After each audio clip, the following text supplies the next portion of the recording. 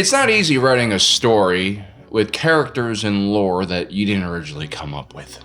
It's even more difficult when those characters and lore are from the Star Wars galaxy, one of the richest and most complex franchises in cinematic history, with a fan base that really can't be matched in passion and knowledge. And so one of the big problems that the Gilroys faced was figuring out where the Andor series fit within and around the existing lore. One of the biggest problems was an animated TV series known as Rebels, which kind of mirrors a lot of things that happen in this show. George Lucas famously always said that Star Wars rhymes, but I'm starting to think that maybe there are only a few directions an intergalactic rebellion can go against an empire, because Lothal, the main world in Rebels, reminds me a lot of a mix of Ferrix and Mina Rao. The whole Steal the Advanced prototype TIE Fighter mission in second season of Andor, well, it's very similar to the mission to steal the TIE Defender. And we could do an entire video almost about the shared themes and kind of events that happen in both of these shows. There's a lot of similarities. Rebels also takes place during the exact same time period as Andor, from 5 BBY to 1 BBY, and that of course means there has to be some crossover in events and crossover with characters, like Saw Gerrera for instance, and of course, the future leader of the rebellion, Mon Mothma. Now,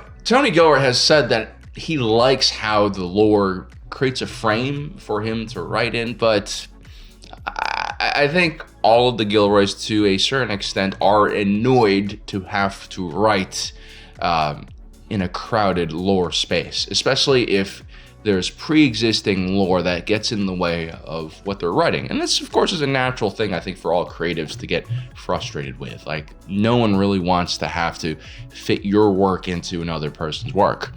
Unless, of course, it's Star Wars, because, you know, the money, the clout, the experience.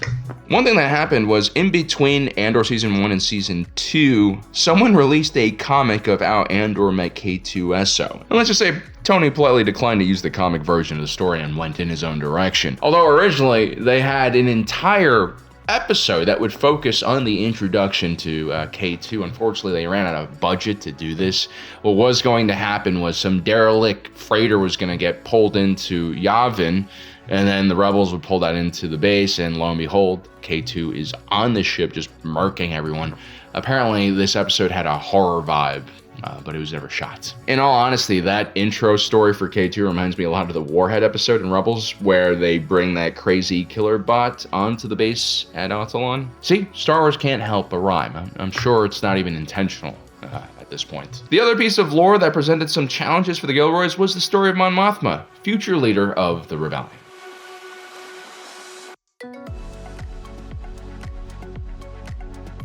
You see, in the animated series, the episode Seeker Cargo takes place immediately after the Andor episode Welcome to the Rebellion, where Mon Mothma gives that famous speech to the Senate and then escapes. Well, in that Rebels episode, Spectre Cell is tasked with rescuing Mon Mothma as she escapes Imperial patrols on her way to Yavin 4. Early on in the episode, some of the members of the rescue team are just hanging around at the rendezvous point when they hear Mon's Ghorman Senate speech over the holonet. Imperial Senator Mon Mothma of Chandrila has shocked the Senate with her treasonous remarks against Emperor Palpatine. So the first part is kind of strange, especially if you've been watching Andor, because the ISB really tries their best to block Mon Mothma's speech from the holonets. I mean, they were about to turn off the power for the entire Senate building, which is kind of extreme. And so it's kind of weird to see this Imperial newscaster talk about this event in such a nonchalant way, and then they actually show a clip from the speech. I feel like the Empire is actually more interested in a complete cover-up here. They're not even necessarily focused on what Mon Mothma is saying in her speech. It's the fact that she dares speak out at all against the Empire that is the problem. My impression was that the speech that Mon Mothma gave here was recorded by some people at home, and then they probably spread it out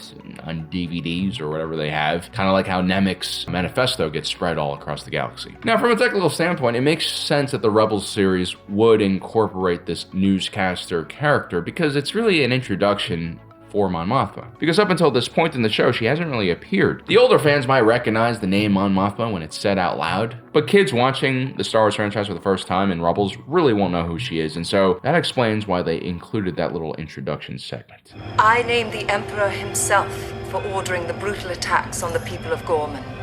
Their peaceful world is one of countless systems helpless against his oppressive rule. So this is a short speech, much, much shorter than the one we see in Andor Season 2. It's about 25 seconds, and it really covers just the main points. Up until now, Mon Mothma has been playing nice. Yes, she is an opposition figure. She is publicly against many of Palpatine's positions, but she has never openly accused or attacked Palpatine until this moment. This massacre is proof that our self-appointed Emperor is little more than a lying executioner, imposing his tyranny under the pretense of security. We cannot allow this evil to stand. This part of the speech is even more bold. It suggests that Palpatine should be removed. This is an open attack against the Empire, and of course she has to leave after saying this. And again, this speech is pretty simplistic. It's really to the point. Any flourishes don't really come from the writing, but from Genevieve O'Reilly's brilliant performance. Yes, she also plays the animated version of herself. Actually, her entire performance is almost backwards, except for those deleted scenes in episode 3.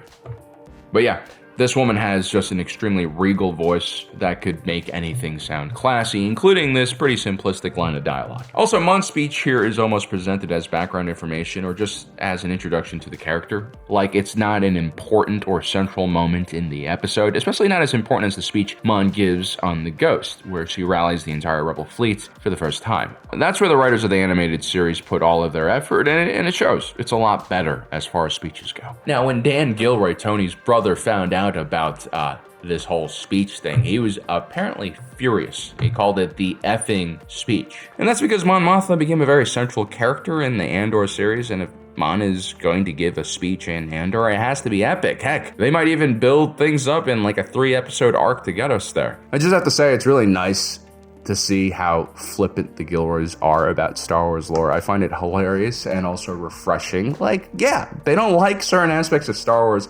They're not fans. Be honest about it. It doesn't limit your ability to be a great writer and director, which the Gilroys are, right? I'm tired of all of these producers and directors, actors and actresses treating us like idiots. You know, I'm tired of these stupid interviews where like, oh, I've loved Star Wars since I was a little kid. I've had all the action figures. Like, no, half of you were not Star Wars fans, and that's okay. Like, I don't expect Genevieve O'Reilly to be a huge Star Wars fan. I don't expect Stellan Skarsgård to be a huge Star Wars fan. I just want them to act in them, and they did an amazing job in their roles. And you see, they actually don't talk about, Star Wars being a pivotal moment in their childhood, because they're confident in their abilities and their own talent. They're focused on the craft, not trying to get the audience to like them, with cheap tricks and nonsense.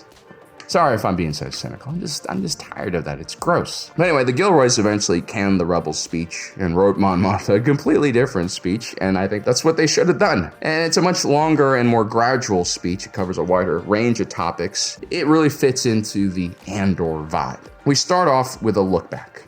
Fellow senators, friends, colleagues, allies, adversaries, I stand before you this morning with a heavy heart. I've spent my life in this chamber.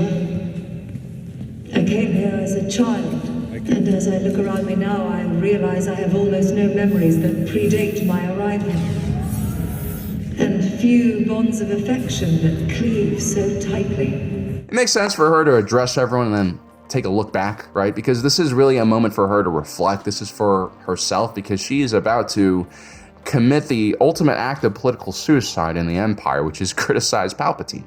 She knows she's leaving, and so, yeah, she gets to frame her farewell. Because the only way Mon is coming back to the capital is at the head of a massive rebel invasion fleet. And this is also a sad occasion for Mon, because this was her life. She was fully committed to the system and knows nothing else. And so here, she's also trying to let people know how difficult this is going to be for her. Because out of all the senators who have made it from the Galactic Republic period, Mon Mothma was really the last woman standing. I mean, sure, Bail Organa is still there, but he's more of a smooth operator, right? Like, Mon is the one who's actually going out there, still opposing the Emperor's policies, maybe a little indirectly, but she's a true opposition figure. There aren't many left in the Empire. And the sad thing is, she's giving up.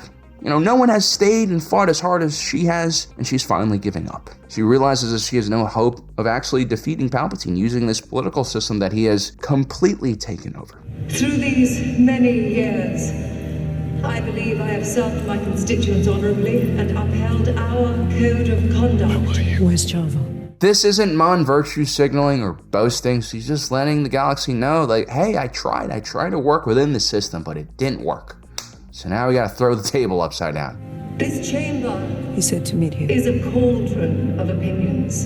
And we've certainly all Had our patience and tempers tested in pursuit of our ideals. disagreed as we might. I am hopeful that those of you who know me will vouch for my credibility in the days to come. I stand this morning with a difficult message. This is basically Mon trying to prepare the entire Senate for what she's about to say next. And she's preparing them by reminding the Senate that once upon a time, discussion, debate, disagreement, the wonderful supple triple Ds of the legislative branch were commonplace in the Galactic Senate. I believe We are in crisis, the distance between what is said and what is known to be true has become an abyss. This line hit me harder than anything because, I had a first row seat to the decline of the media environment in the United States. I worked as a camera guy in New York City. I watched traditional news fall apart. I watched local news completely disappear all across the country. And it's been replaced by the internet and social media influencers like myself who have, most of us, we don't have any kind of editorial oversight. We don't have any checks and balances on the stuff we say. There's really no need to fact check the things we say. And so we just go out there and spew bullshit, basically. And honestly, it's done irreparable damage to our society. I mean, we live in a country now where people unironically support authoritarianism. We have people who don't understand basic civics or how the Constitution or values of this country were created. I mean, it is terrifying to me. But maybe I'm just getting old. I don't know. Of all the things at risk, the loss of an objective reality is perhaps the most dangerous. the death of truth is the ultimate victory Of evil. When truth leaves us, when we let it slip away, when it is ripped from our hands, we become vulnerable to the appetite of whatever monster screams the loudest. Without truth, democracy dies, because without the right information, how can someone even vote for the right candidates? I mean, take a look at the individuals who are controlling all the information today. It's really tech bros and their algorithms, which are all designed to target our emotions, our fear, our worries, the things that keep us up at night. They're creating content that targets the most vulnerable parts of our psyche. And so it's created this environment of fear and confusion, and in these situations, people tend to turn towards other sources of authority for help and guidance. Sometimes it's religion, sometimes it's the Jedi, sometimes it's the Empire. Sometimes it's just a populist authoritarian who promises that it'll help you make sense of the world. And usually that world is very black and white, and the good guys are obviously you, and the bad guys are everyone else, usually minority groups, immigrants, gays, trans, like very marginalized minority groups that actually pose no threats to anyone, really. I mean, these are groups that can't even fight back through regular channels that power uses, because they don't have the resources. They don't have the capital. But when the truth, when objective reality is stolen away from the people by dictators, horrific things can happen. They can basically hijack institutions, organizations that are designed to protect the people, like the military, like the police, and use them against the people by feeding false narratives that the people are terrorists or whatever. The Empire invented enemies like this, like the Ghorman, pretended that peaceful protesters are actually violent criminals, foreign enemies. And without the media reporting what's happening there, without someone challenging the narrative, many people bought the official imperial narrative. Many believed that the Ghormans were at fault, that they brought this massacre onto themselves. That is why Mon is such a badass for standing up and speaking out about this. this chamber's hold on the truth was finally lost on the Ghorman Plaza. What took place yesterday, what happened yesterday on Ghorman, was unprovoked genocide. It's honestly worse than a genocide in some ways. The Empire doesn't actually fear the Ghorman. They don't have any hateful, like, theories about them, like the Nazis did about the Jews, or the Turks had with the Armenians, the Empire just wants some minerals. They're completely devoid of humanity. And the monster screaming the loudest, the monster Eve helped create, the monster who will come for us all soon enough, is Emperor Palpatine. Monster is a really strong word. It's even stronger than evil because it implies that Palpatine does not have human-like qualities.